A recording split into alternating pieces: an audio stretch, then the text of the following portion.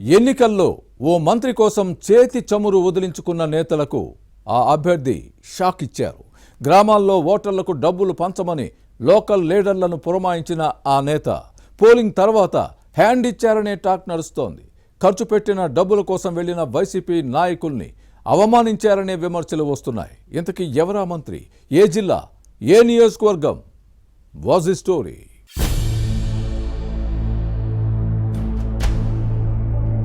ప్రకాశం జిల్లాకు చెందిన మంత్రి ఆదిమూలపు సురేష్ వ్యవహారం వివాదాస్పదంగా మారింది.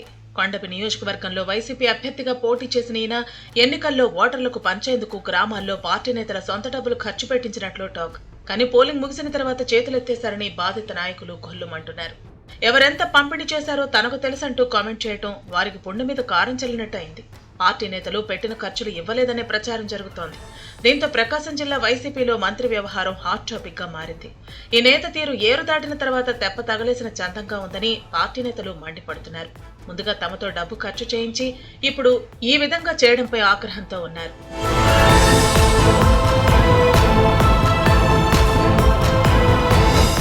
గత ఎన్నికల్లో ఎర్రగొండపాలెం నియోజకవర్గం నుంచి గెలిచిన ఆదిమూలపు సురేష్ ఈసారి కొండపికి బదిలీ అయ్యారు. ప్రస్తుతం ప్రాతినిధ్యం వహిస్తున్న స్థానంలో ప్రజల్లో వ్యతిరేకత పెరిగింది.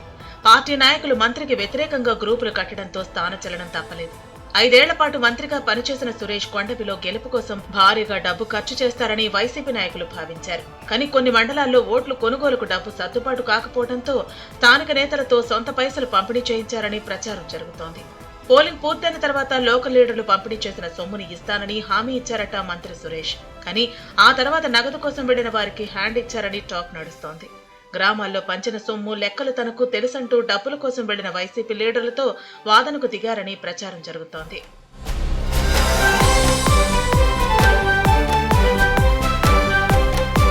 తన గెలుపు కోసం సురేష్ తమ సొంత డబ్బులు ఖర్చు పెట్టించారని కొండపి నియోజకవర్గ వైసీపీ నేతలు ఆందోళన వ్యక్తం చేస్తున్నారు. ముందుగా ఇచ్చిన హామీ ప్రకారం డబ్బు ఇవ్వకపోగా అవమానించారంటూ ఆగ్రహంతో ఉన్నారు. ఈ నేత తీరులో తేడా ఉందని అంటున్నారు. మంత్రి కోసం చేసిన ఖర్చులు ఇవ్వకపోతే తమ పరిస్థితి ఏంటని టెన్షన్ పడుతున్నారు. లక్షల్లో నష్టపోవాల్సిందేనా అనే ఆందోళన వారిలో కనిపిస్తోంది. ఆదిమూలపు సురేష్ తీరుపై ఇప్పటికే కొందరు నేతలు ప్రకాశం జిల్లాలో ఫ్యాన్ పార్టీ ఇన్ఛార్జీలకు ఫిర్యాదు చేసినట్టు సమాచారం. పార్టీ అధినాయకత్వం దృష్టికి తీసుకెళ్లే అంశాన్ని పరిశీలిస్తున్నారు. ఏది జరుగుతుందో చూడాలి.